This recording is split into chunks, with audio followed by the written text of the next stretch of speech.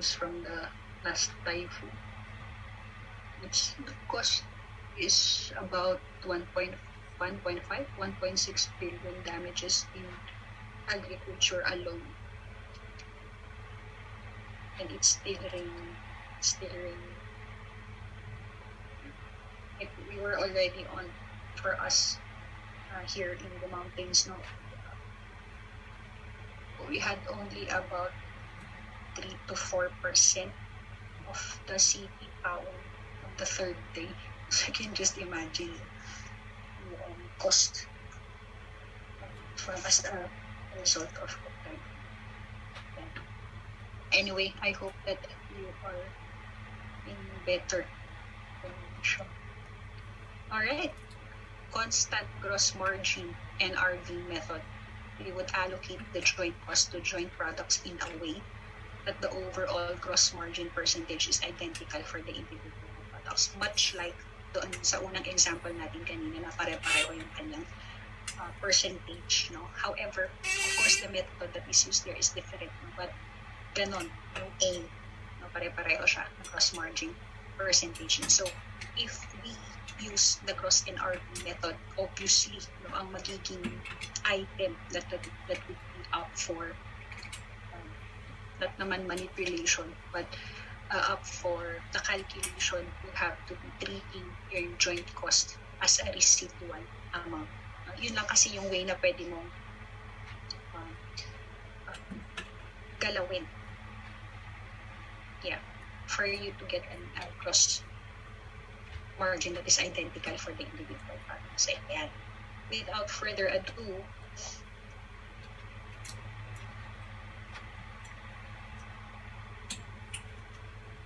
yeah.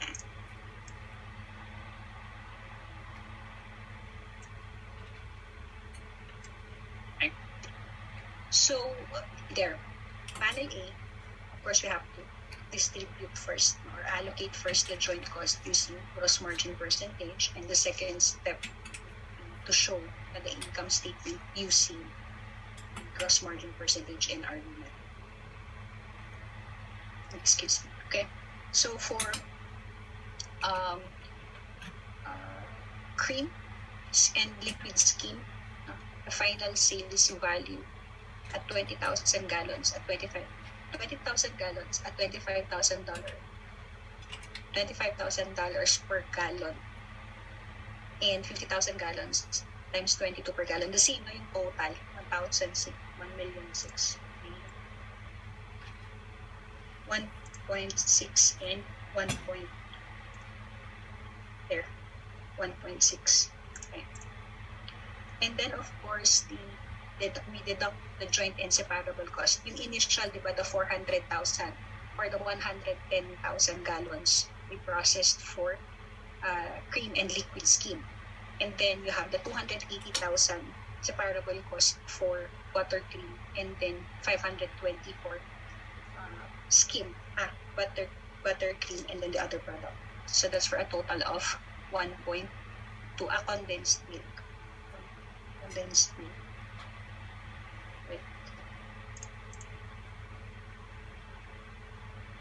This one, separable cost, tama. For butter cream of 280 and condensed milk of 520 plus yung 400,000 kanina. Ayun. Here, 400,000. So, dun galing yung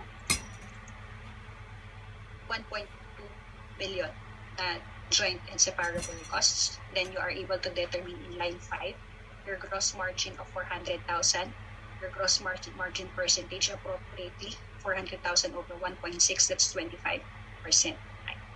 Pagkatapos mo i-determine yung gross margin percentage, you have to go to step 2. So you are going to compute your total production costs. So for step 2, you have your final sales value of production during the accounting period, which is the same, 1.6, 500,000 and 1.1 million for a total of 1.6. So you deduct the gross margin using yung percentage na na-compute mo doon sa step 1. So saan mo siya i-apply? Doon sa iyong final sales value in line 9.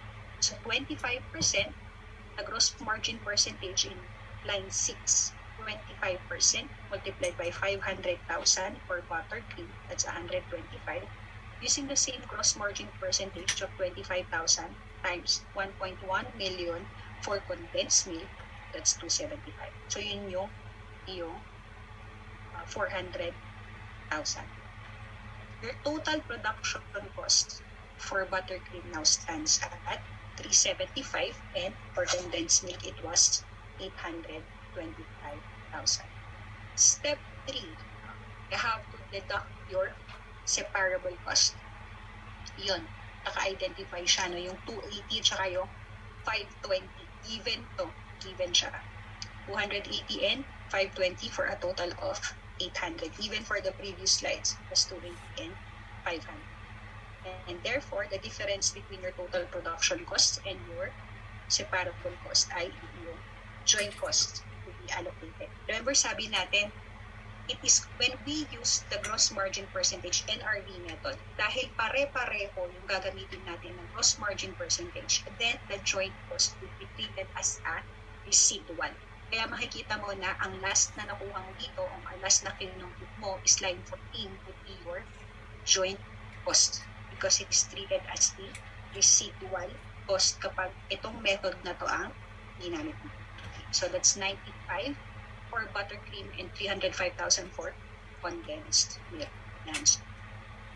So ready na, no? We can already present your income statement using a constant gross margin percentage NRV.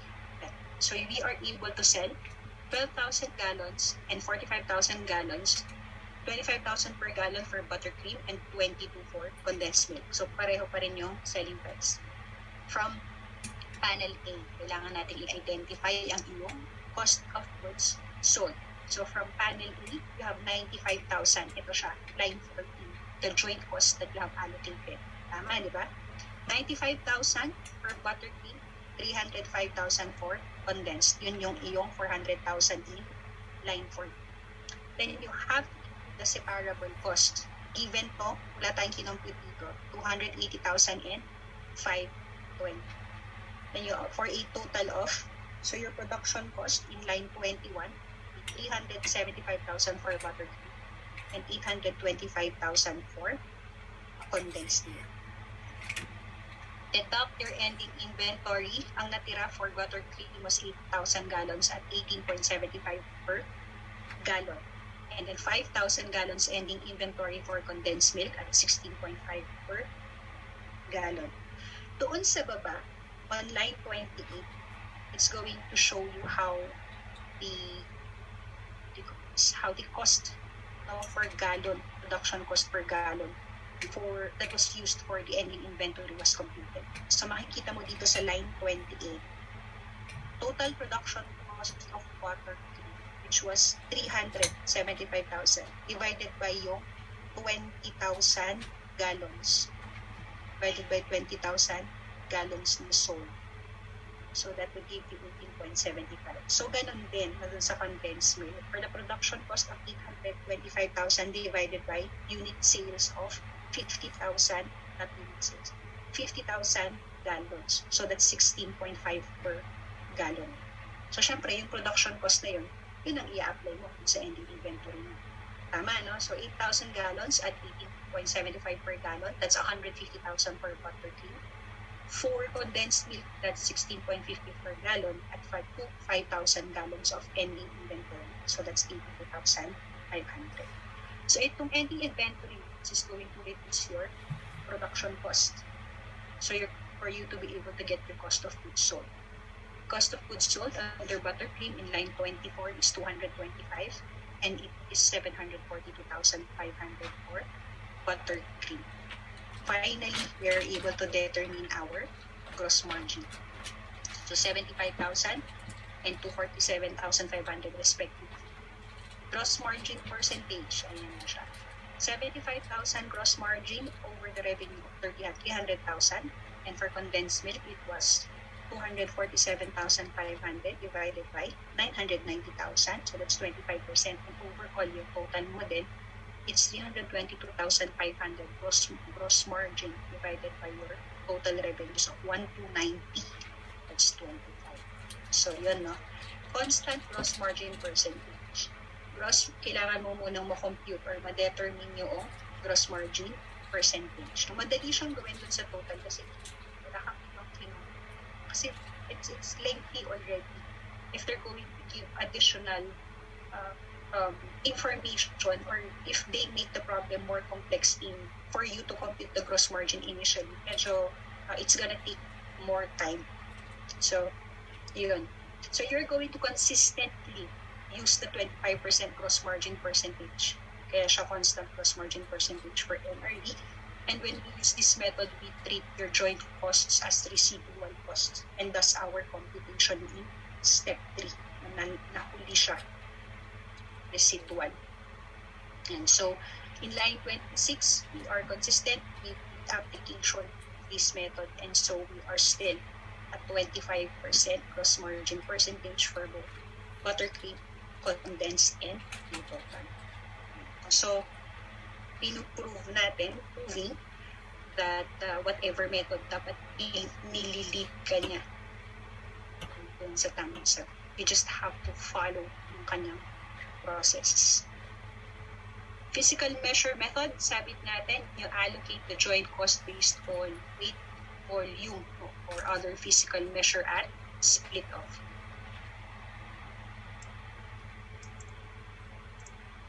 So, we are going to use this in slide 7-4. Okay, so, we are back to cream and liquid scheme pala siya. So, even naman to, no, physical measure of total production was already provided dun sa unang-unang illustration natin, 25,000 and 75,000 respectively for cream and liquid scheme. So, kukunin mo lang yung weight niya, it's 25 and 75%. We are going to allocate the 400,000 joint cost. So, that's 100,000 for cream based on the 25% weight, and 300,000 per liquid scheme based on the 75% weight. So we are going to use $4 joint production cost per gallon for cream, and also $4 for liquid scheme. So we were able to sell 20,000 gallons at $8 for cream. We're able to sell 30,000 gallons at $4 per gallon kay liquid scheme. So same, no? Hindi siya. Ang gumagalaw lang sa atin is the cost of the goods sold and gross margins. Ayan. Production cost at 25 and 75 respectively, nakuha siya doon sa weight in line 3, 25 and 75. We are going to use that to allocate yung 400,000 na production cost. So that's 100,000 for cream and 300,000 for liquid scheme. For the ending inventory, we have 5,000 for cream at $4 per gallon. And then you have your 45,000 gallons at $4 per gallon for liquid scheme. And thus, we have your joint costs, 80,000 for cream and 124 liquid scheme, or 200,000 in total. Gross margin is 80, 160 revenue, less your cost of goods sold of 80,000, so that's 50%. Kay liquid scheme, 120,000 revenue, and then the cost of goods sold 120, so you have 0 gross margin. So in total, that would be 280, no, less 200, so that's 80 over 280, that's 20.6. Yan. A physical measure. I hope that you're still okay na with this one. If the selling price at split off is available, you use the sales value at split off. Okay, so ito mahalaga mo daw, method of selection. When the sales value at split off is available, you are going to use the sales value at split off. Paano ang gagawin kung hindi available yung split off? Gamitin mo yung net realizable value. Anong ginagawa doon? Inaalis mo lang yung separable cost. If simplicity is the primary consideration, pinakamadaling gamitin mo is the physical measures method or the constant gross margin method. So despite this, some firms choose not to allocate their joint cost. So again, it's going to be dependent on what is the policy of your company. Ang mahalaga kasi doon is, why do you not allocate the joint cost account? Kasi siguro hindi siya material. Or if kung kahit na material siya, kaya namang i-shoulder. Whatever ang magiging justification mo, or whatever the strategy would also be dependent on whether or not we're going to choose to allocate to the joint cost, whatever method as well. So tandaan, kung available yung selling price at split off, yun ang gamitin mo. Kasi selling price yun, di ba? At arm's length transaction. If not, use the NRV. Kung kino-compute mo lang naman for the sake of a simple measure, then you can do your physical measures for a constant gross margin. Or, again, some firms will choose not to allocate joint costs. Yeah. By product, we already described it. No? It could either be material, it is not conscious, or it is subsequent, or it is consequent. Pareho yun sa not intentionally produced. Example would be a sawdust produced by a lumber mill. So one of the uses of sawdust is to bond it with resin and mold it into furniture. Yung sawdust, diba ginagamit din to dun sa mga yung sa mga houses that gumagamit ng compost it for their toilets. I think, they use the sawdust. Wala siyang amoy. We visited one in nearby La Union. It's a project of an NGO. That's where I first saw it.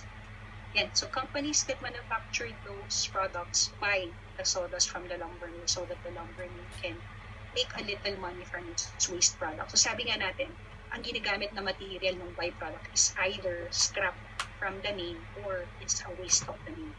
So, and it's also avoid sending it to the landfill. Yan. Byproducts are usually sold, generating some amount of revenue. There are two ways to account for your byproducts. You have the production method and you have the sale method. So, dalawa din. The difference is that for the production method, you are going to inventory yung byproduct into a separate inventory account. Tatandaan, no? Because the goal is to make accurate cost estimates.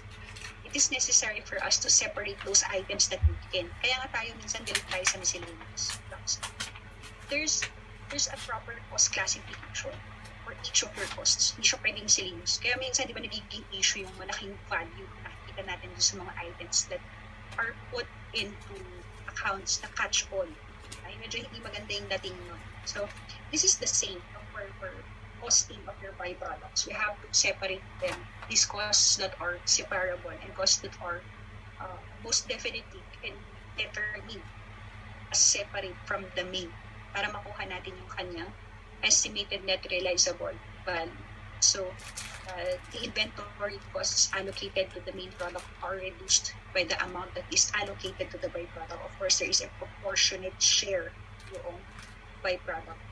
So when the byproduct is sold, the company recognizes no revenue or cost of goods sold, but would simply debit the cash or the accounts receivable and credits byproduct. Because it did not cost you anything. And number two, you have the sale method where all of your costs are allocated to the main product. So wala kang na cost or i-assign na cost to your byproduct. And when this byproduct is sold, then the company would debit cash or would debit accounts receivable and credit revenue for the sale. Production and sale method. And so, sorry.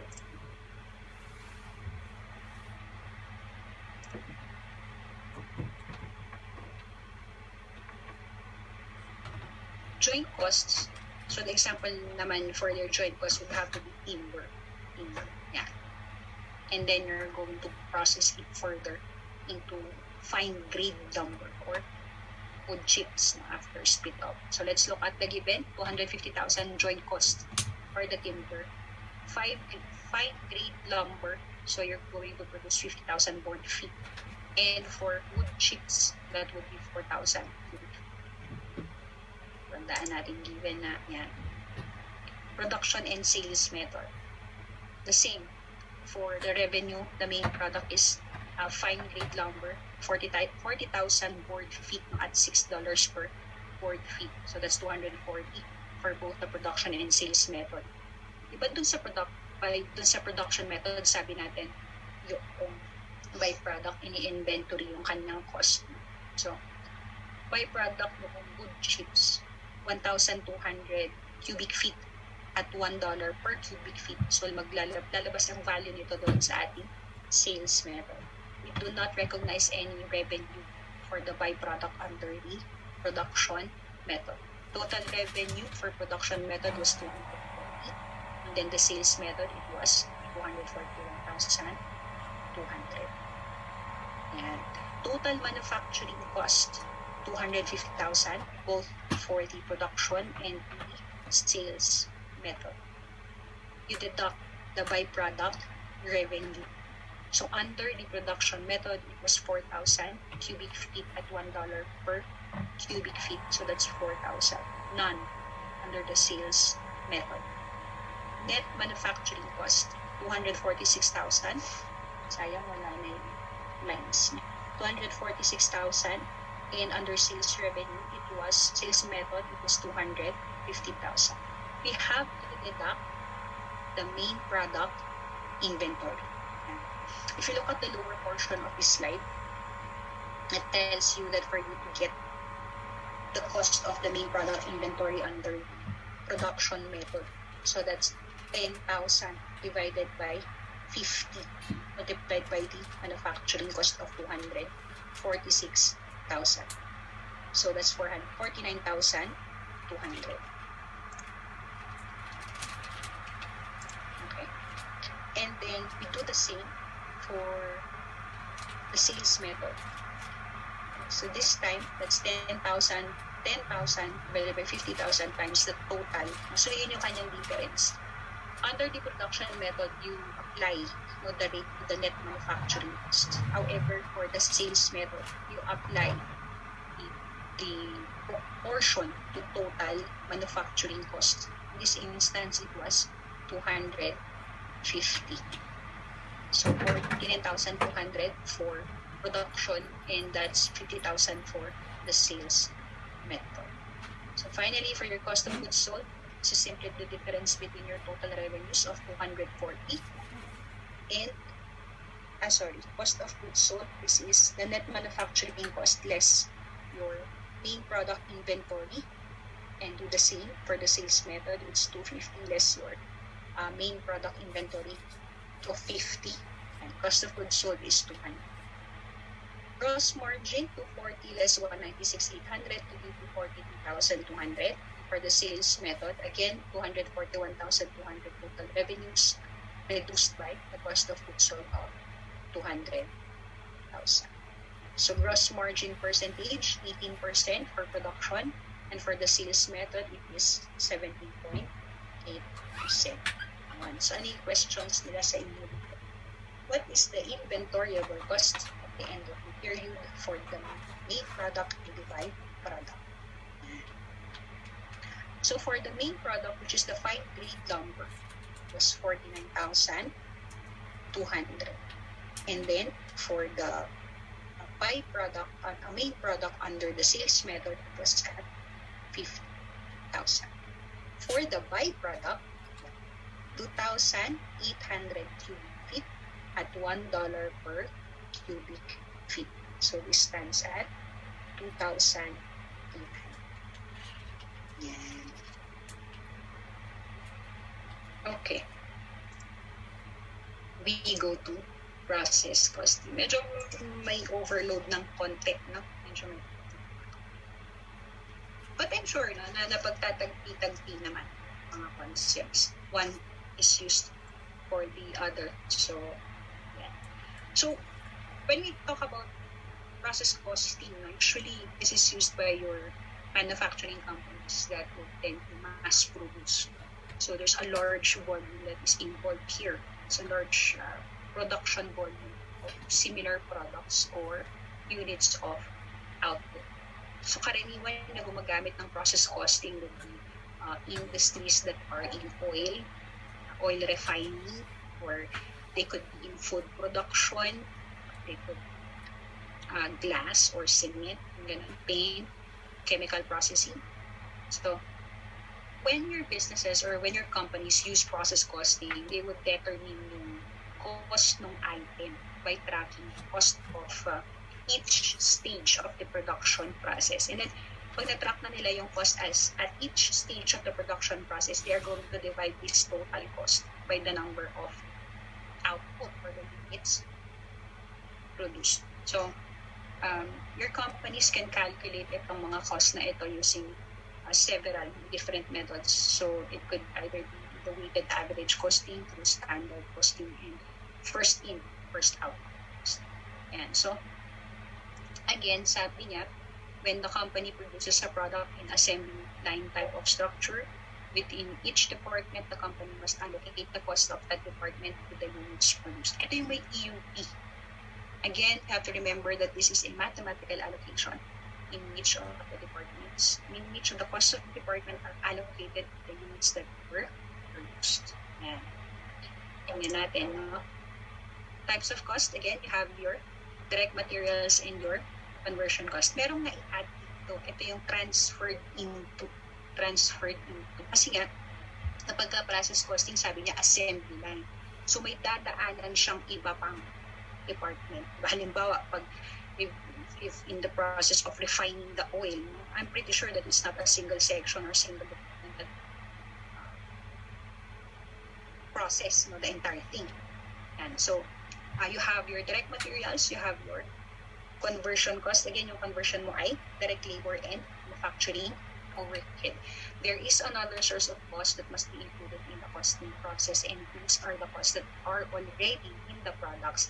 When you transfer them, say for example, I am Department 1 that are already incurred in my department, and then I transfer them to you, which is Department 2. So there's the transfer cost. And then perhaps if we have another department to transfer from 2 to 3, then there's also the costs in Department 2 that would be transferred to Department 3. So again, it would depend on how many processes these products will have to go through.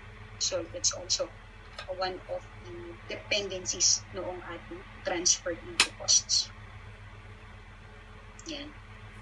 5-step process cost allocation, you have to summarize yung physical units of the output, and then you have to compute, ito yun, equivalent units. You have to compute the output in terms of equivalent units. Of course, you have to summarize the total costs that you have to account for.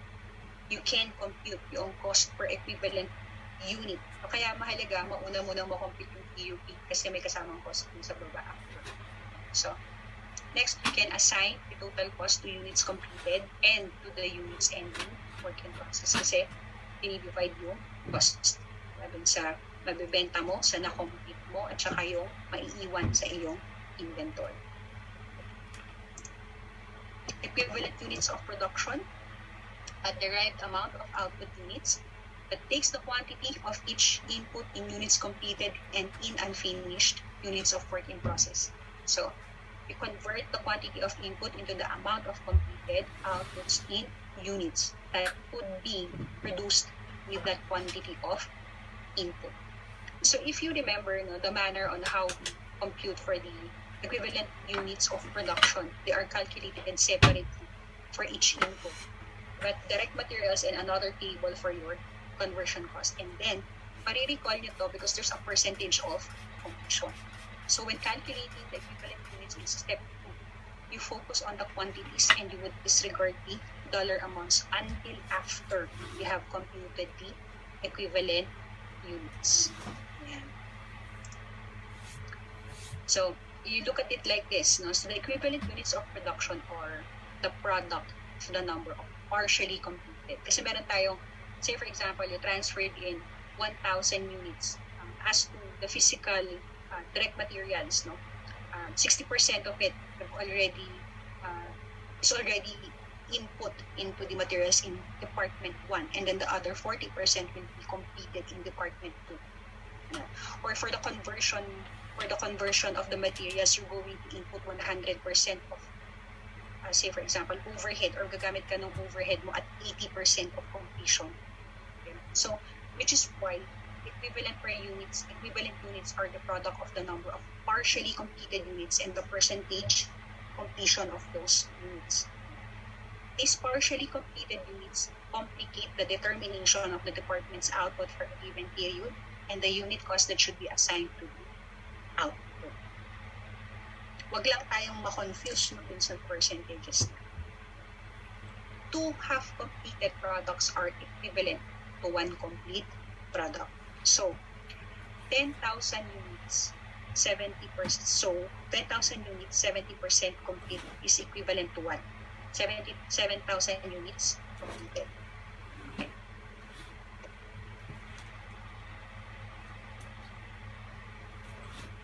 As I mentioned earlier, it's just a reiterative process na it's a little lengthy, but the process will be the same.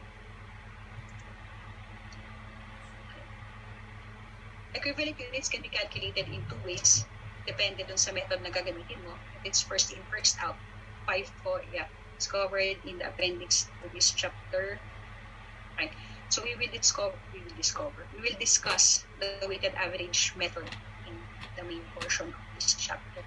Yung FIFO, pareho lang yung concept niya, but with the inventory method, dun lang siya nagkaiba. 5. Okay.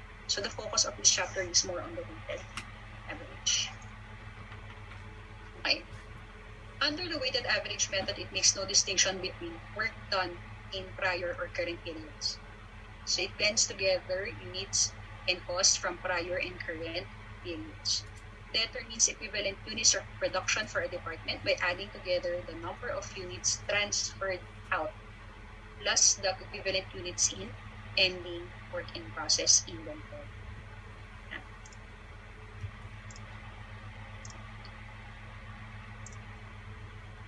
Treatment of direct labor. So on your y-axis is the dollar amount, x-axis is type of the product cost. So you have direct labor, direct materials, and overhead. Your direct labor costs may be small in comparison to other product costs in process cost system. Kasi pag manufacturing, usually naman automated naman itong mga to. Diba? So ang malaki dito is the direct materials, no? And then coming next to your overhead. But of course, there's still direct labor. Direct labor and manufacturing overhead may be combined into one classification we learned earlier to be called your conversion cost. Yung prime cost, yung direct materials and direct labor. Yung direct labor tsaka manufacturing overhead is your conversion cost. Okay. There. Smith Company reported the following activity in the assembly department for the month of June. So, binigyan kanya ng work in process. So, this is the work in process. Work in process in June 1, you have units that you started in production in June 5. You have the units that you completed and transferred out to Department A during June. And then you have work in process June 30. So, meron kang percentage completed in units and then on materials and then iba sa conversion. So, normally, ito yung given. No? Hindi pinaghihiwalay yung direct labor at overhead. Kasama sila in one cost, which is your conversion cost. So please take note of the given. Ayan, yung work in process mo, materials 40%, conversion 20%. The units that you started in production in June, 6,000. Units completed and transferred out of Department A is 5,400. So yung ending work in process mo is 30. Percentage of completion for materials. For work in process in June 30 was 60 at ang conversion ay 30%. Okay, let's see.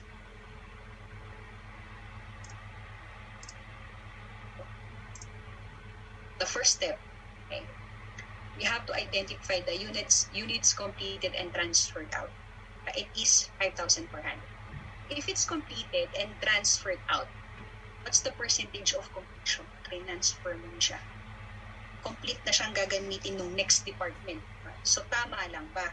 Tama lang ba that the 5,400 is complete? Yes, in both material and conversion. The second step is to identify the EUP in the ending work work in process with respect to the materials for the month of June. So the transferred in mo is 5,400 units. Yung work in process mo ng June 30, 900 yung balance end. Sabi niya, as to material, ito ay 60% complete. Yan. May sinabi pa siya sa iyong conversion. 30. Yun siya. 900, material 60. Conversion 30. Yan. 60% of 900, that's 540. So the EUP for the production department in June is 5,940. Okay. So again, ito siya. And adding this to the 5,400 units from step 1. Yan. Next, yung ating conversion. Same, no? 5,400. 900 units balance end in June 30. Ilan ang percentage of completion for conversion at the end of June 30? At June 30 is 30%. So applied to the 900 balance end ang work in process. That's 270. So in-apply, 60-30 sa balance end na 900. So the EUP for the materials is 5,940 and for the EUP for the conversion is 5,670. Okay, we have no problem with how to determine the EUP under the weighted average method. Okay, next. Tandaan that your EUP always equals units completed and transferred plus the equivalent units remaining in the work in process. Okay. Wala pang nagbago dito. Ito lang yung lumitas. Yan. In another illustrative example, when you talk about the materials, 6,000 units ang na-start mo. The beginning work in process, 300 units is 40% complete, sabi. Tapos, ang units started mo actually is 6,000 na. Kasi, 5,100 units started and complete. And then you have the ending work in process comprising of 900 units at 60% completion.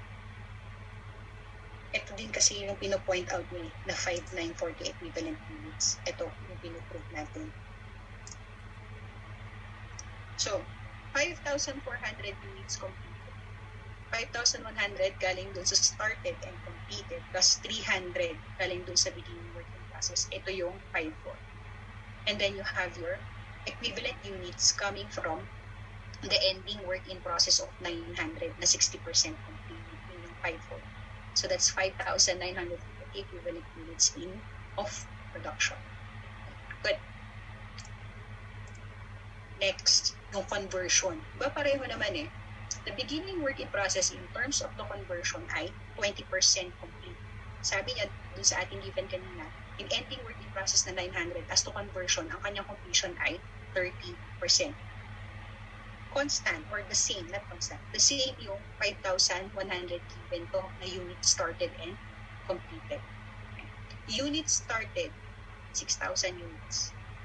5,1 and then the 900,000 in ending work in process.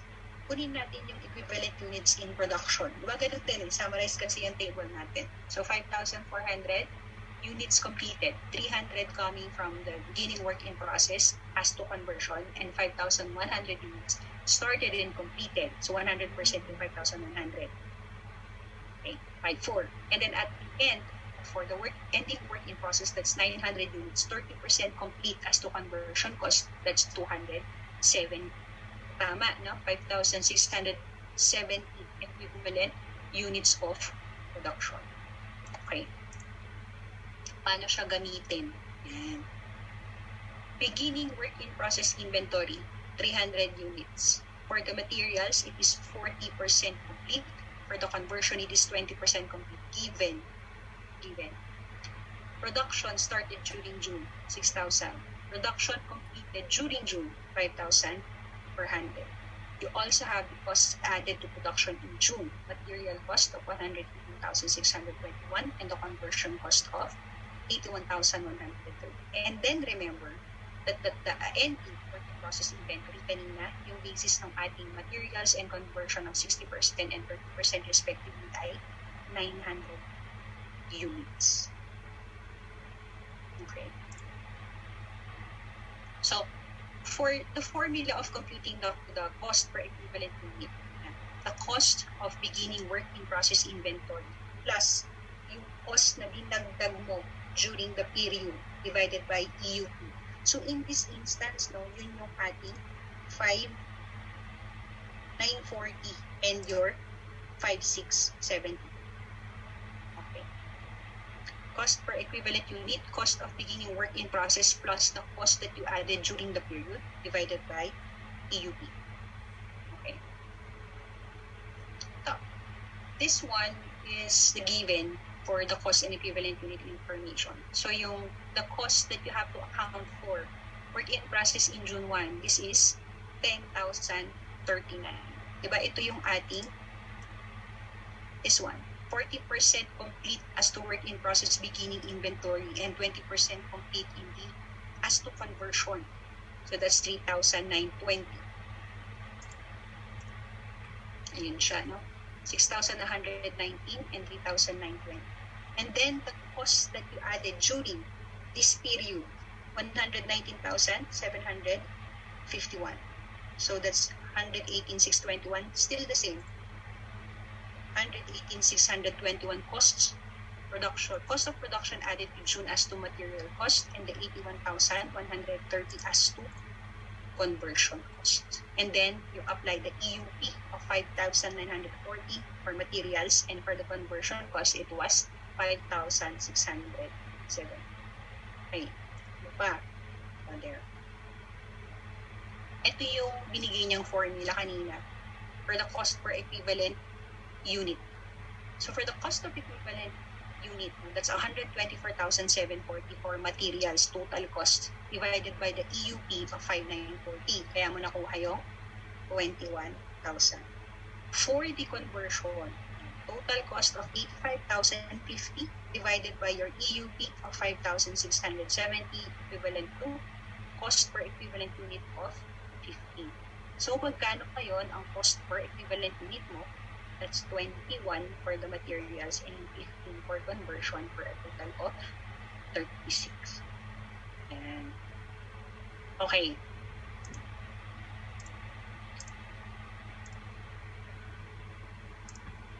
When you apply the cost, no, ending work in process inventory equivalent units, 540 and 270 respectively for materials and conversion.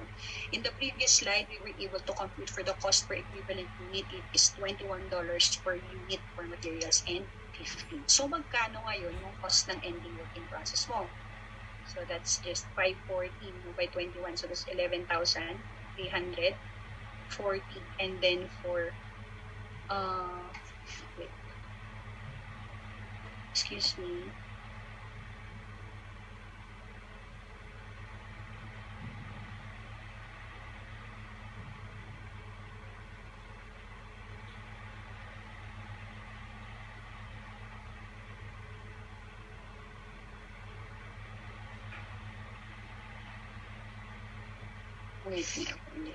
Okay. Cost of ending inventory work in process would be 11,340 respectively for materials, and then for conversion it was 4,050. Ano nga yung gusto niyang ipakita sa atin kanina? Yung 100%. The cost of your units completed and transferred out of 5,400. Cost per equivalent unit, again we computed 21 and 15 respectively. Cost of units transferred out, this is 113,400 for materials and 81,000 for conversion cost, a total of 194,400. Okay. Ayun, no? The costs that we need to account for and the costs that are accounted for. Like, it's the cost that you're responsible for and the actual cost that you accounted for. So, dapat pareho sila. So, the cost of your beginning work in process inventory, nakumpute natin siya at 10,039. And then the cost that was added to production during the period is 199,751. And so, the total cost that you need to account for all of those units would be 209,790. Transfer mo siya. So, it has to be the same cost. So, Cost of ending work in process inventory, 15,390. And then the cost of the units that you transferred out is 194,400. So the total cost that you accounted for is 209,209,79. So 100%. Hindi kasi siya pwedeng pareho. Diba? Kaya nga siya hindi siya pwedeng hindi pareho, I should say. So this is why the slide here representing the reconciliation of the costs that you need to account for versus the cost that you accounted for. Yan. Kasi pag hindi siya pareho, may nawawala na nagkamali ka somewhere. FIFO versus the weighted average method. So pag FIFO, you generally consider more accurate than your weighted average. So it differs from the weighted average in two ways. Number one, yung computation ng equivalent units, and then the way in which the costs of beginning inventory are treated. So FIFO naman, FIFO. The same example. Same given, however, FIFO gamitin mo. So that's again work in process in June 1, 300 units, 40% for materials, 20% conversion. 6,000 units started in production. You have units completed and transferred out at 5 year. The same work in process 900 and 60-30 for materials and conversion. Okay. Ito yung isa sa mga differences nila, diba? Yung computation of the equivalent units. So you determine the equivalent units that you require, that you need to complete the beginning work in process inventory. So sabi niya kasi, di ba yung materials mo 60?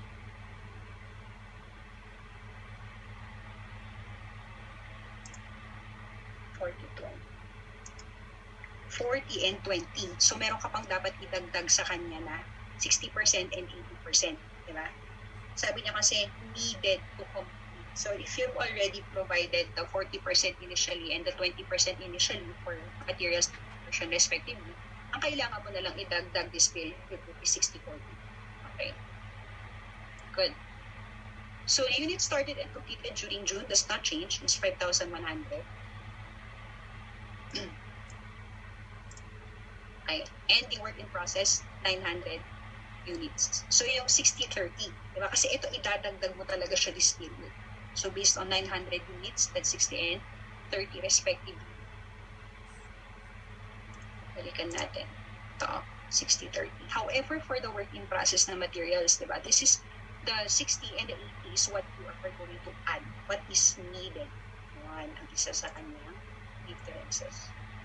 And thus, 100% minus 40, 100% minus 20. Units started and completed during June, 5-1, but ending work in process, same, 60 and 30. So makita mo, no, kanina ito yung 5,670. So equivalent units of production under materials using the FIFO method this time is 5,820, and under the conversion cost would be 5,600. And highlighting one of the main differences when you use the FIFO method. Yan. So, pareho, no? 5, 8 to 20. Beginning work in process, 300 units, 40% complete. However, for it, you need 60% more. 60% more to complete the beginning work in process. So, yun yung 180. And then, 5,100 units started and completed. This is 100%. Kaya it remains at 5,100. For the ending work in process, the 900 units are 60% complete. 60%, that is 500. Therefore, your EUP under the FIFO is 5,820. Yeah. For the conversion, pareho lang ang ating take. So that's the beginning work in process, 20% complete. So you require 80% more. So 80% of the 300, that's 240. 5,100 units, 100% ang completion nito. And then for the ending work in process, that's 30%. Therefore, the same 5,610 EUP for conversion. Nakita yan, no, yung difference dito sa working process. Beginning. Yan. So the equivalent units in the beginning inventory are subtracted from the EUP. For the weighted average method to obtain the equivalent units of production under the FIFO. So makikita mo dito yung EUP, 5,940, 5,670, less the equivalent units in the beginning inventory. Yung na-complete mo. Diba? So that's 300 units at 40, that's 120. And then 300 units at 20. Yung na-complete mo, again, 60. Equivalent units under FIFO method for your materials, 520. For conversion, it was 5,610. So magkaiba ng kaiba. Ayan. Let's revisit the Smith Company Assembly Department for the month of June to prepare our production report. Same given. So under FIFO, the cost per equivalent unit per production would now be the cost added during this period divided by your equivalent units of production. Okay. There. So for your materials, cost per equivalent unit 20.38 and 14.46 respectively. So ito yun, no? Yung cost added mo during the period of June. Given siya, 118,621 and 81. 130 for conversion divided by your EUP that we computed in the last previous slides. It's 5,820 and 5,610. So yung equivalent units of cost per equivalent unit 34,084. So yun, no? Nagkakaroon ng differences sa mga very glaring na differences nila yung computation of the EUP with respect to the beginning inventories. Applying the FIFO, you record the equivalent units of production in NDE, work in process, respectively. So that's 60-30, 540 and 270. We apply yung cost per equivalent unit, 20.38 for materials, and for the conversion, it was 14.46. There, you're able to get the cost of the ending work in process for a total of 14,911. So yun, 540 times 20.38.16. And then, the same for the conversion to 70, 14.46. And then, anong nangyayari doon sa cost of units transferred out? Record the cost in beginning work in process. And then, compute the cost to complete the units in the beginning work in process inventory. So again, no, cost in beginning inventory, 6,119, 3,920 respectively. You have the computed EUP and the cost per equivalent unit para makuha mo yung cost to complete sa beginning work in process. And again, you have your cost of units started and completed, the 5,100 units assumed, 100% completed with their cost per equivalent per unit. And finally, the cost of units started and completed. So pareho, no, yung kanyang process. And then you have to compute the total cost of the units transferred out. Yan. So comprised na of a cost in the beginning work in process, a cost to complete beginning work in process, yung 100% complete for it, and then you have your ending cost of units started and completed, and then for you to get the cost of the units transferred out. So it's a combination. And then we have, of course, the cost reconciliation. Pareho siya, no? 209,790. Sabi nga natin, the cost to be accounted for is the cost of the beginning work in process inventory, and the cost added during the period is your total cost to be accounted for. Yan. Ayun daw. Rounding error. No? Ano ba usually? Yung iba kasi round off to 5, medyo round off to 5, pero normally round off to 2. Ano lang naman, hindi naman, but immaterial difference niya. This is usually attributable na to a rounding error. So, yun. 209,790, 209,791.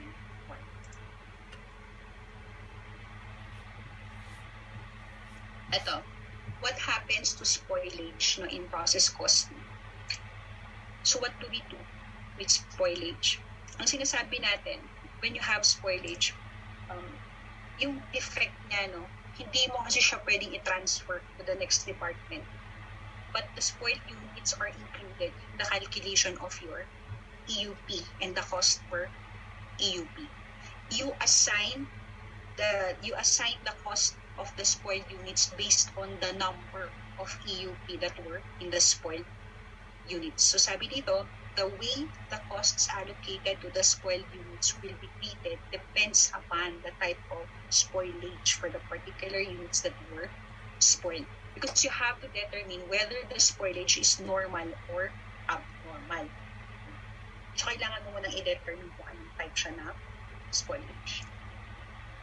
And so pag normal spoilage, it has to tell you also, the problem also has to tell you whether this is normal. So pag normal spoilage, these are the units that are expected to be spoiled dun sa production process that's expected. The cost assigned to a normal spoilage are transferred to the next department as part of the cost of good units produced. Normal kasi siya. Paano pag abnormal siya? These are the spoiled units in excess of the acceptable level of spoilage. Ito yung mga sineset natin na tolerable na spoilage. So the costs that are assigned to abnormal spoilage are expensed outright in your income statement. Pag normal, ina-transfer siya as part of your cost of good units. Pag abnormal siya, ini-expense mo. Kaya kailangan mong i-determine kung anong klase siya ng spoilage. Yan. Additional terms, similar to spoilage, you have your shrinkage, could be because of evaporation. If it is normal, it will be charged to cost of units produced kung abnormal siya in that statement. Pag rework, may kailangan kang ayusin, pack job, ganun. It occurs when your spoiled goods are fixed and prepared for sale. So kapag rework is normal or determined to be normal, then it should be charged to factory overhead and allocated to all good units as part of factory overhead. And again, if the rework cost is abnormal, then the cost should be expensed. Waste, leftover, or scrap after production is complete. And so, pag waste kasi, hindi mo nakukuhaan siya doon sa buong process, but it is simply unused and is now unusable material. So pareho yung treatment dun sa shrinkage and rework. Tapos doon naman sa waste, it is simply unused. We are in overhead allocation. So may chance. So kasi sana mag-over lahat yung items in the next session kasi mahalaga yung allocation. Although, kung hindi man lahat, we will have to select kung ano yung mga items na kailangan mapakitaan ng example, at least one for each type that we have discussed today para ma-follow nyo siya when you are going to review on your own.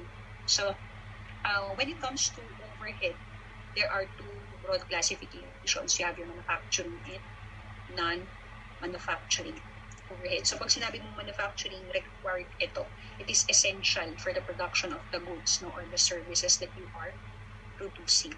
Kapag non-manufacturing naman siya, this is normally not associated with the production process. And so kung hindi siya directly associated with the production process, this is normally a period cost. Ano ginagawa sa period cost? Ine-expense siya as corporate cost or they are allocated to the production departments. But sabi nga natin, some companies hope not to allocate ng kanilang overhead.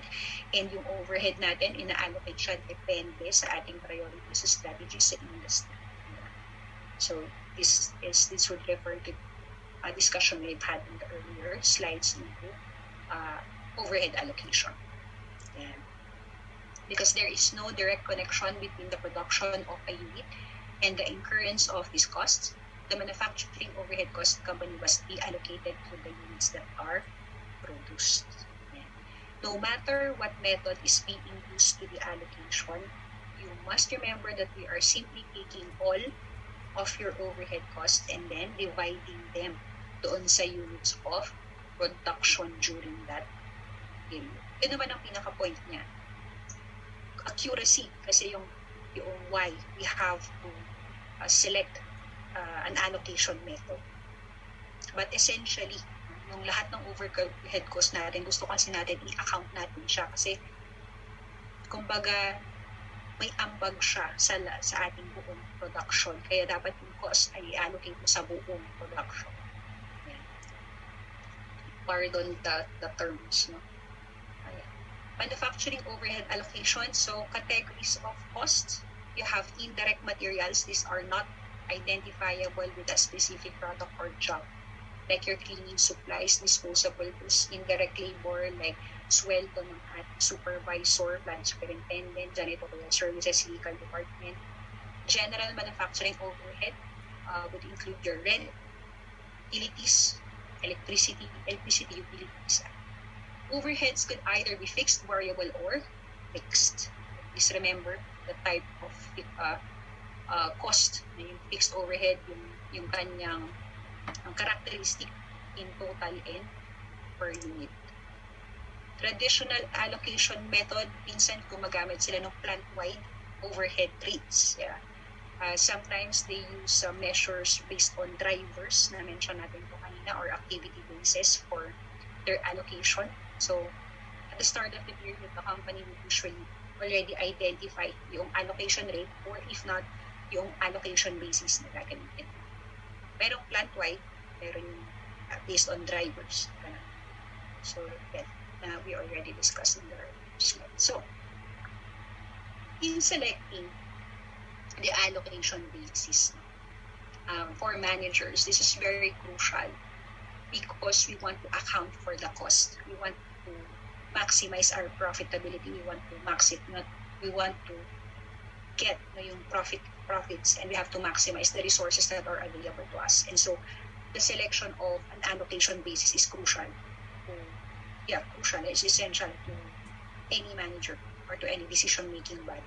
And so the selection would be based, again, depende kung anong industriya mo. It should reflect accurately yung ating production process. It should reflect accurately the way that overhead is being actually used.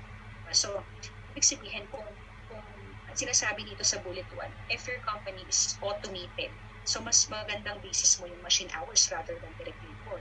Diba? Kasi, leaning ka towards automation, hindi ka gumagamit ng mas maraming direct labor. In the same manner, that kapag very manual ang work mo and how you use more labor, hindi ka automated, ganun, manual labor, mas magandang base mo, diba, ang iyong direct labor hours.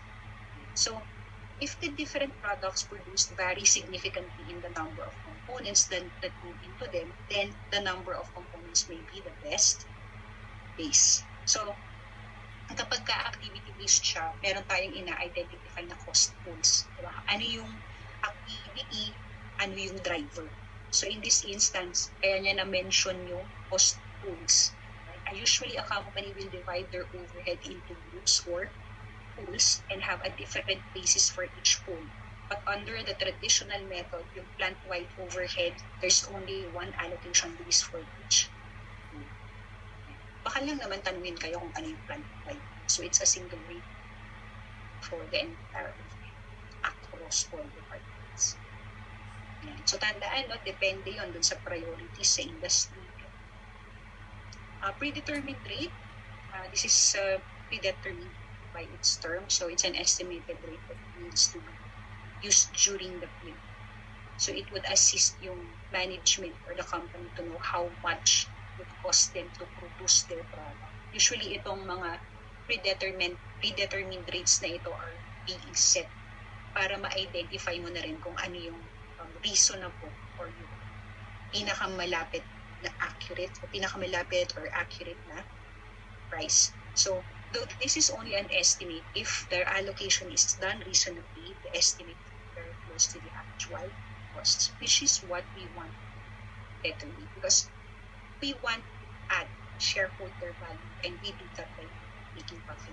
So usually ginagawa natin yung kapag tinataasan natin yung price or we are able to reduce the cost. Diba? That's one of the things that we do to maximize shareholder wealth. So This predetermined rate will be used throughout the period to allocate your overhead to the units that are produced, and any differences between the estimates used and the actual costs will be adjusted at the end of the period. So kung the more accurate your estimate A, the lesser adjustment will have to. Medyo hesitant tayo sa mga adjustment. But when the adjustments are justifiable, then it's no problem. It's no problem. But as much as possible, we don't want to adjust. We want at the beginning, at the start, while in the process of, we are already making the correct assumptions as to cost. Calculating the predetermined date is simply your budgeted dollar amount of your manufacturing overhead versus your divided by your budgeted activity level for the allocation base. So tandaan that this is already set at the beginning of the period because this is used as a basis for your planning. Ang pinaka-tangible na output for the planning is your budget. So yan. So the budgeted activity level is also called your denominator level. Ayan. Predetermined overhead rate, in this example, estimated overhead cost divided by 5,000 total direct labor hours. So that's $36 per direct labor hour for your C27s and C20s. Yan. Paano kapag production of multiple products? Sabi natin meron kang cost pool. What is your cost driver or the cost allocation rule? And what are the cost objects? Total manufacturing overhead. Meron kang dalawang pinoproduce, C27s and C20s. Total manufacturing overhead is 180. Na-mention natin kanina that the cost allocation is based on direct labor hours. Kinompute natin siya na 180 over 5,000. 5,000 direct labor hours for you to get the predetermined overhead rate of $36 per hour. So 2,000 hours for C27s times 36, that's 72. And then for the C20s, that's 3,000 hours times 36 will give you 108. Therefore, you have your cost object. Product costing of multiple products, okay. We produced 10 units for C27. Production of allocation is based on direct labor hours. 30 units for C20, a total of 40.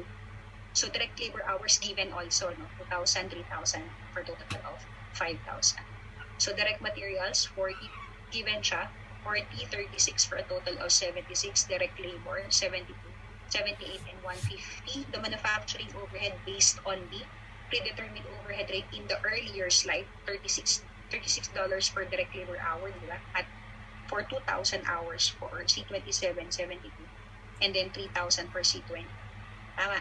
For a total of 110. Okay. Total cost for C27 was 184, and for 30 it was 222,000 for a total of 406. And then of course the cost per unit for C27 was 18,400, and for C20 was 7,400 respectively.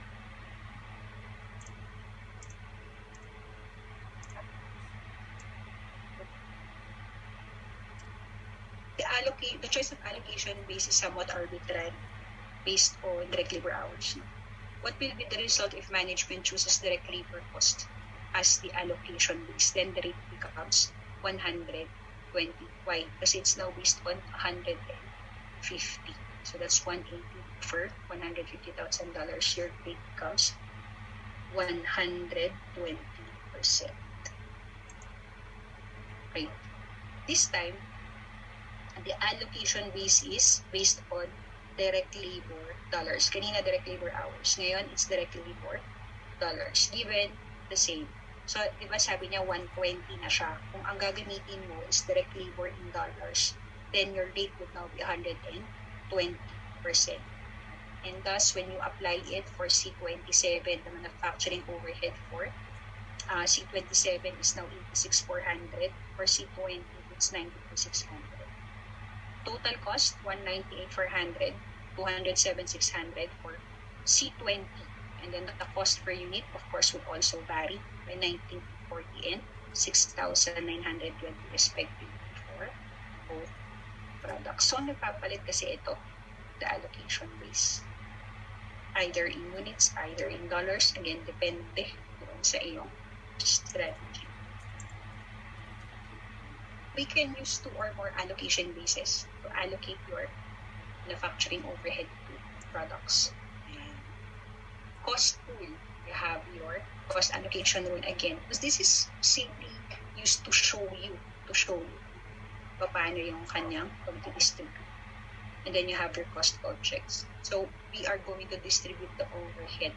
So the first stage is to determine whether this process in our business is more machine-related cost or whether it's more related to labor. And so if we see that we are more automated or ang process na ito ay gumagamit ng machines, then the cost pool or the cost driver would be more appropriate to the machine hours.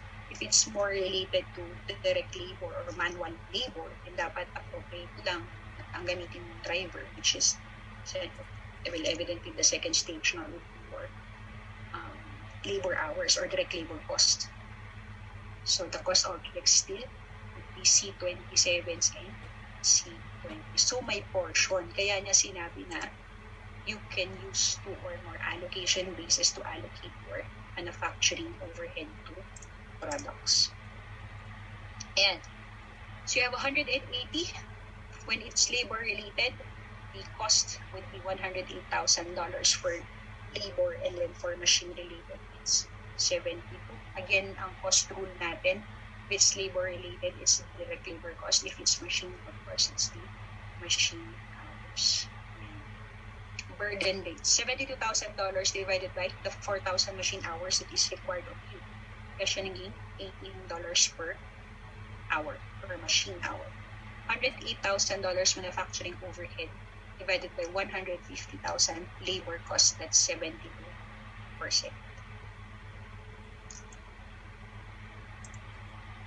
Yan. It's going to show us yung kanyang allocated na overhead, no, based on the 2-stage approach. So, ang i-allocate mo for labor-related, again, it's 108,000 for labor. For machine-related, it's 70. For the cost allocation, sabi natin, if it's labor-related, it's 70% of direct labor cost of 150. So, that's C27. And then for cost allocation for the machine-related of 72,000, yung 4,000 na machine hours, no? By hour, computed cost or rate per hour would be 18 per machine. Cost object, the same C27s and C20. Yung cost mix niya, no, coming from direct labor and the machine hours, because it's a combination of 2, would be 51,840 respectively for direct labor cost, coming from direct labor cost, and $18,000 for machine hours for a total of 69. On the other hand, when you look at machine-related costs for the C20s, that's 56,160 for your direct labor cost, and then for machine hours, that's 54,000 for a total of 101,160. Again, no, cannot emphasize more on why we are allocating ating costs na doon sa, kasi more than the computation and the allocations when you take the exam would be how you interpret it. No? Kasi nga, identifying the closest or the accurate costs, no, would be the basis of a well-founded decision.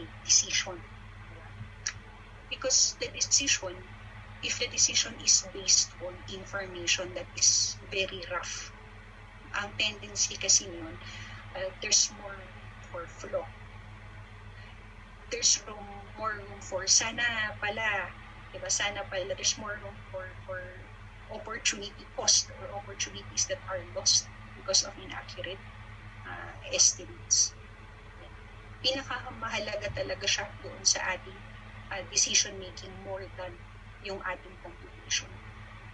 Of course, the computation would justify or would be evidence of why you're making that decision. And it would actually quantify why the decision is better than the other. But still, at the end of the day, in your position as a management accountant, you have people to do the computation for you. Ang mahalaga is the interpretation and how you are going to use it again in decision making. But it takes, of course, to know how to compute it. Yan. So, if we use the two-stage cost allocation for the overhead, if we distribute based on machine hours, that would be 18,000 for C27s, and for C20s, it's 54,000. For labor-related, this is 72% based on direct labor cost. So that's 51,840 and 56,160 respect. Total cost for C27s, that's 181,840, and for C20s, it was 224,160. Unit cost, yan, 18,184 and 7,470. Apart from the making yung final na decision mo, in with issues relating to costing, is yung comparison. Diba sabi ko nga, when you quantify yung difference, you're able to see yung opportunity that you could miss or the opportunity that you could take advantage of. And so, you can use this also when we talk about sensitivity analysis kasi you just plug in. Diba, hindi lang kasi yung values, no? We also take into consideration the effect of a policy or the effect of a method, no, over not only on the presentation but also on the true value.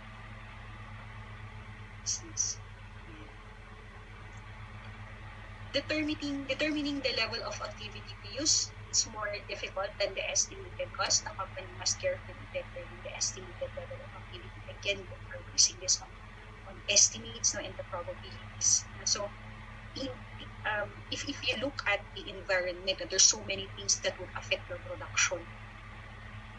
Political issues also would affect it. Yung state of your economy, diba, yung the buying power of the public or your clients, diba? What's your place in the competition, diba? What's your niche market, what's happening to that industry. So if the company is too optimistic and estimates that they will be able to produce a large number of units, the predetermined rate will be incorrectly low per unit. So because the cost per unit is low, the tendency is that I can give this product or service low.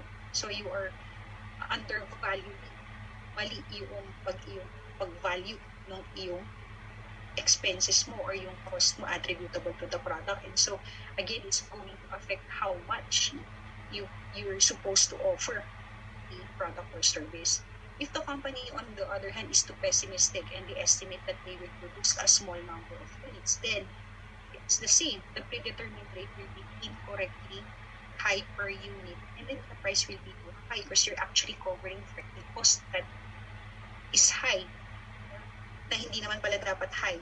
So they will not sell many units but will make a lot of money on each unit that they sell. And then if you make an analysis based on a price that is too high and it is incorrect, so magiging mali din ang iyong estimates for your future production. 4 options for the activity level to use in calculating the predetermined overhead rate. You have theoretical or ideal capacity. Ibig sabihin at the most efficient level. Walang nasisirang machine, walang nagkakasakit na empleyado, perfect, no condition. Practical or current attainable capacity, the theoretical level reduced for idle and downtime.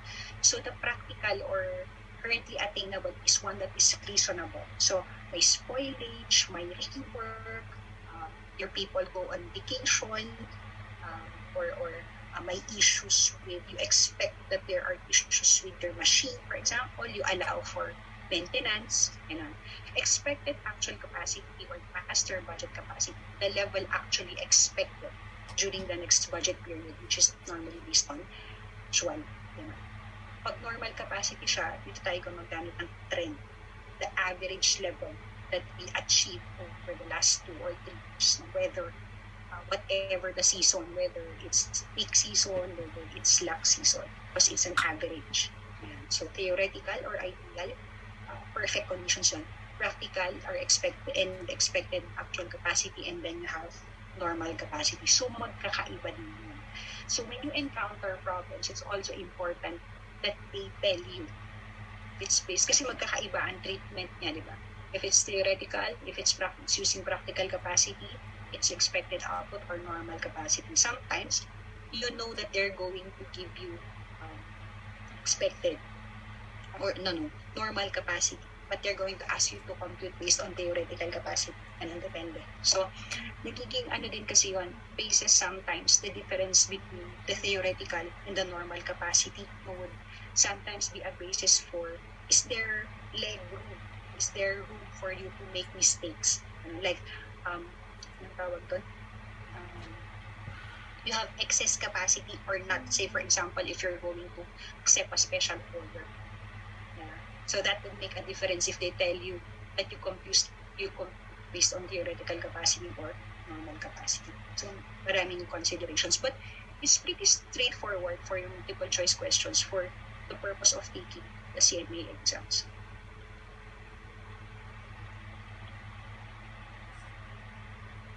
Okay.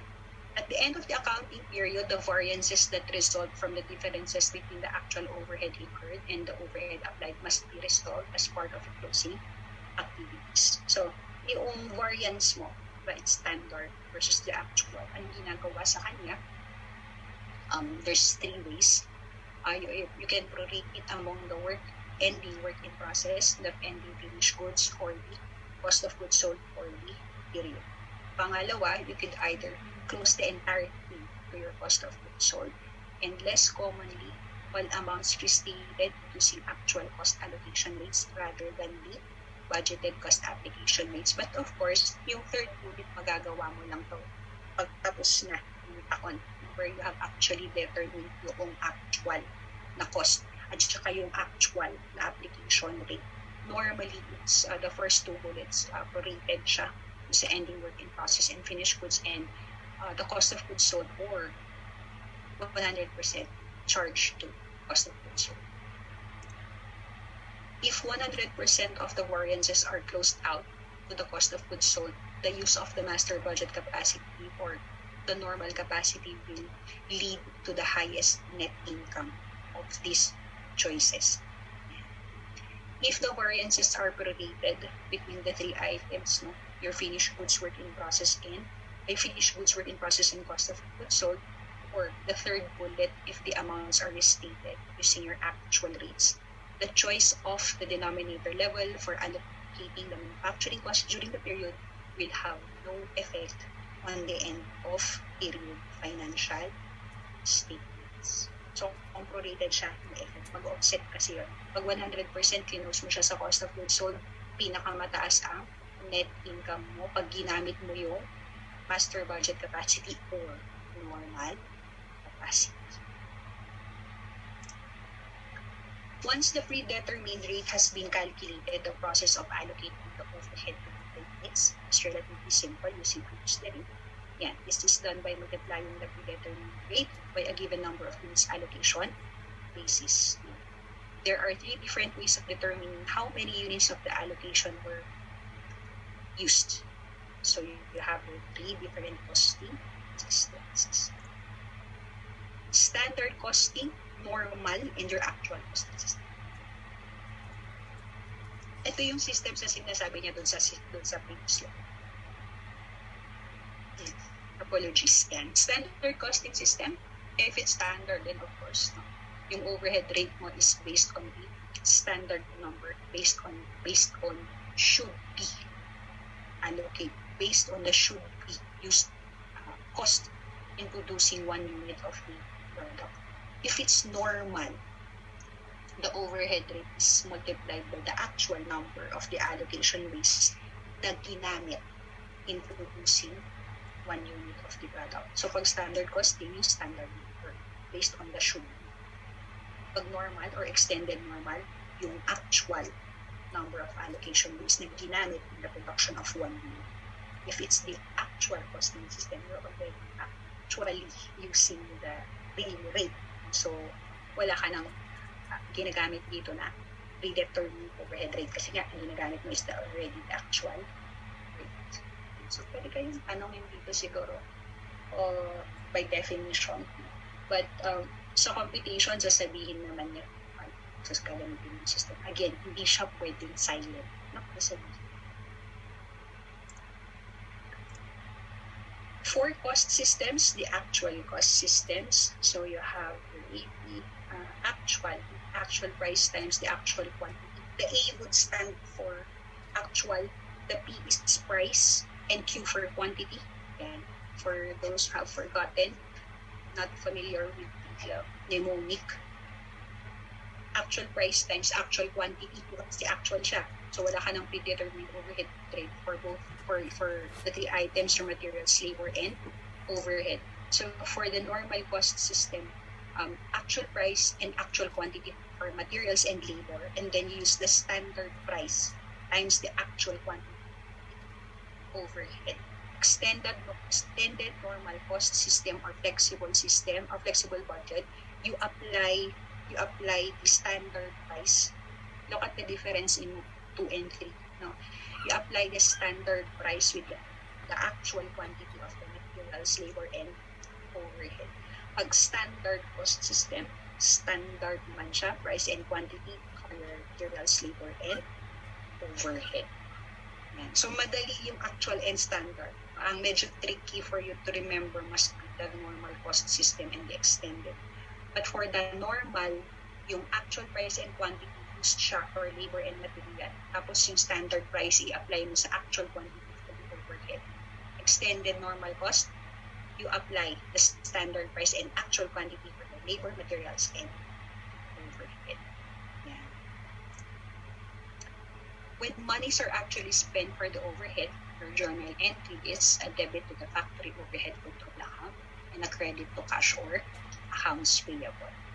When the overhead is allocated, it will be a debit to your work in process inventory and a credit to your factory overhead. I'm trying to remember kung may na-question ng ganito journal entry. I think none. Use this for the analysis. Hindi siya ganito tatanungin na directly. Ang itatanong niya is in narrative. Hindi siya normally ganito that they will give you the journal entry. Very rarely.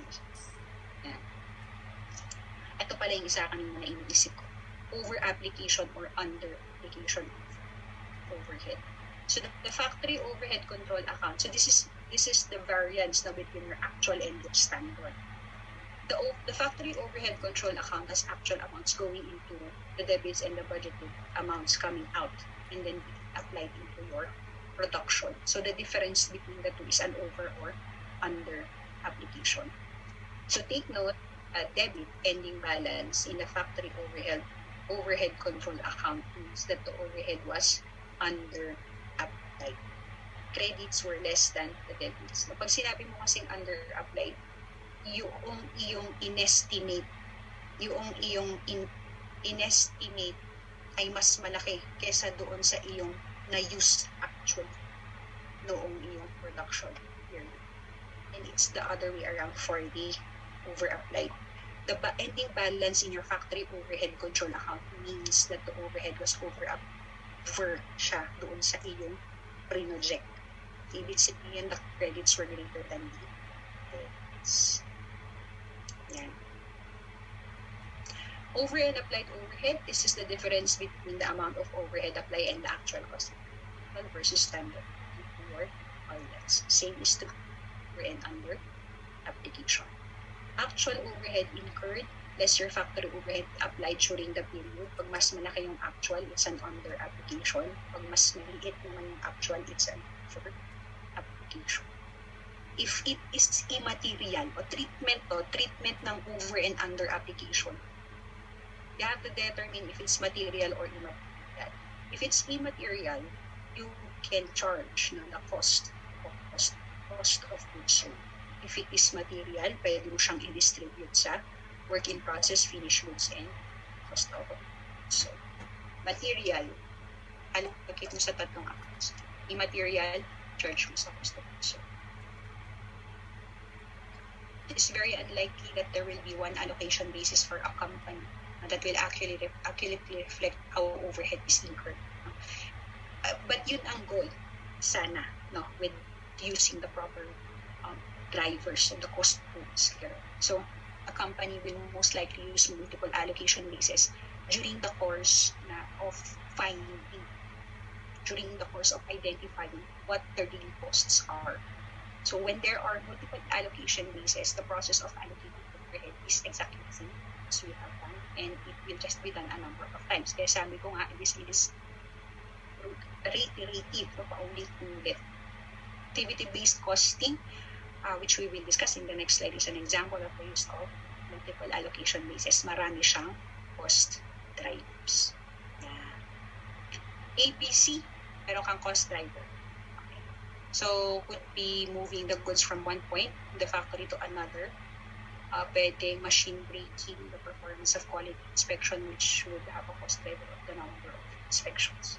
So, the costs are associated with each of these activities, or whichever base that you will be using is allocated to that activity, and our rate per activity, of course, is going to be calculated, much like how we compute for the predetermined rate. Hindi nga lang siya plant-wide. It's based on per cost pool and cost rate. So it's going to, ABC would allocate your indirect and your fixed cost to individual products or product lines, that all of which are considered value adding. And so your ABC costing would provides an appropriate allocation of indirect cost and overhead in comparison to your traditional methods. It's most useful when the overhead accounts for the majority of manufacturing costs. ABC is frequently used with POC, production, planning. Theory of constraints, production, planning. Yung meron kang restriction, merong limitation doon sa resources. Because normally with ABC or with problems related to theory of constraints, meron kang kakulangan. Usually sa machine hours or manpower or labor hours, which is why you have to select yung product or the service that will provide you with the highest contribution margin. So you have, this is used for the proper, used to identify yung proper mix, proper mix of selling which items. Non-value adding activities versus value adding. So if it's value adding, you add value to the end product that the customer is willing to pay for. If it's non-value adding, it's a cost that is normally added to the product, but it's not something that your customer would find value in. But kaya siya non-value adding, or so dahil wala siyang nakikitang value doon, hindi siya willing to pay for that extra. So with the goal of crashing, I'm not sure if you've already gone through yung, I think it's the last part, crashing your activities. Kaya niya sinasabi dito na your non-value adding activities should be reduced and eliminated if possible. Meron tayong ways on how to eliminate it. You could, I forgot the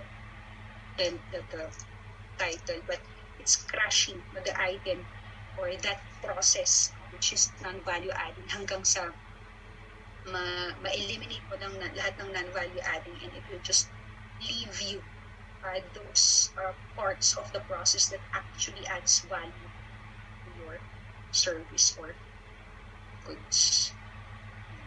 Like reducing the number of days in queue, in wait time. Category of activities, you have unit level. So these are performed for each unit that is produced. An example would be your hours of work or inspection. For batch level activities, another siya. per batch, like machine setup, scheduling, materials handling, batch inspection. Product sustaining activities, these are costs that are incurred to support the production of different product from what is currently produced. So kung sustaining siya, kailangan na magkaroon ka ng competitive advantage, and normally ito yung mga differences natin sa product design, yung engineering changes, yung innovation na pumapasok sa ating facility sustaining activities, how you take care of your PPE is an example. Support the production in general. So you have their security, maintenance, plant management, and depreciation of factory machines or building. Disadvantages and advantages of ABC. ABC provides a more accurate product cost because of the use of your cost pools and cost drivers. So dito mas nakikita natin or mas na-highlight yung matching your cost and revenues. So pricing this is used in pricing again and strategic decisions. By identifying the activities that cause costs to be incurred, ABC enables management to identify activities that do not add value to the final product. Trying to remember the term. And some of the disadvantages of ABC are not everything can be allocated strictly on a cost driver basis. So there's that. It's like an inherent risk. This is particularly true in respect to facility sustaining costs. It's expensive and time-consuming to implement and maintain because of the complexity of how you do the computation. Okay. So, for this illustration, we're just going to do a quick run through. I'm pretty sure that you are familiar with ABC costing. The only difference for this system is that hindi kasi blanket yung overhead rate. So, kailangan mo lang i-compute yung rate per unit based on the cost pool and the cost drive. And so, this is third quarter production and cost data. So, we will give the number of units for two products, J25 and J40. Machine hours required per assembly, that's 6,000 per product, J25, and 30,000 per product, J40. Also available to us will be direct materials in assembly and packaging. We have total direct labor costs and overhead costs sa dalawang section or department, that's assembly and packaging. Our total costs provided at 9,030,000. Identify activity. Machine setup, handling your material, product assembly. Dalawa kasi di ba yung kanyang department, assembly and packaging. Anong nangyayari sa assembly? Setting up of the machine, handling of the material and product assembly. Sa packaging, ini-inspect yung product, pinapack yung product, ship. Okay. So those are the activities. Ano ang cost driver mo? Sa assembly, kung nag-a-assemble ka at ikaw ay automated, machine hours, setting up your machines, what's the appropriate cost driver? Set up hours. How many hours will it take you to set up a machine that will be used in the assembly?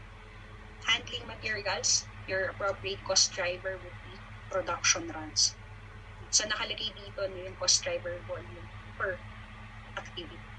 For packaging and building, when inspecting and packing, of course, this is manual. So siguro, but there's also packing that's also automated. But siguro for this example, sinabi niya that our basis would be direct labor hours, and so it is assumed that the packing manual.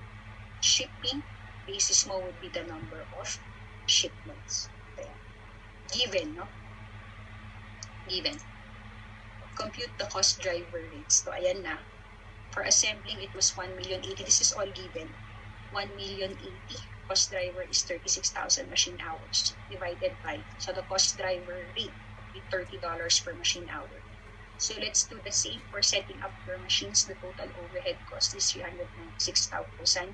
You require 440,000 hours for that overhead cost. So your cost rate per hour would be 900 per setup hour. It's the same for handling materials, 144, and you need 48 production runs for handling material, and per run that would cost you 3,000. So minamatch.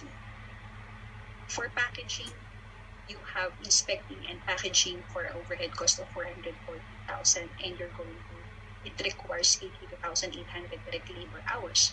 So for the rate per hour, that's $5 per hour. For the shipping, the same, 396,000. The cost driver or volume at 300 shipments. Cost driver rate would be 1,320 per shipment for shipping. So it gives you the total for the overhead, 160 and 810 for a total of 2,430. And so these cost driver rates for your cost driver and building and activity cost for your allocation. And you assign the costs using the ABC. So for assembly at 30. So i-apply lang siya dun sa ating available na data for G25. So that's assembly based on the rate that we've computed based on assembly. So that's 30, 900, and 2,000 per run.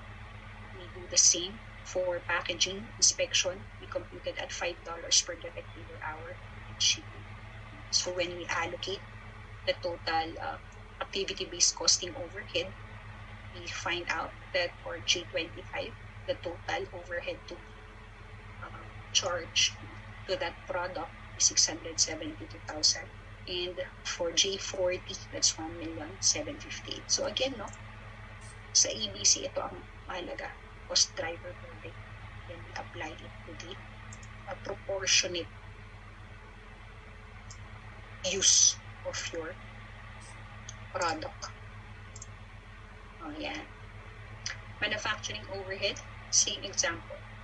Dalawang activity, assembly and packaging. Under assembly building, we assemble, which is based on machine hours. We set up based on setup hours. Handling materials based on production runs. For packaging, we have inspecting and packaging. The cost driver is direct labor hours. For shipping, it's the number of shipments.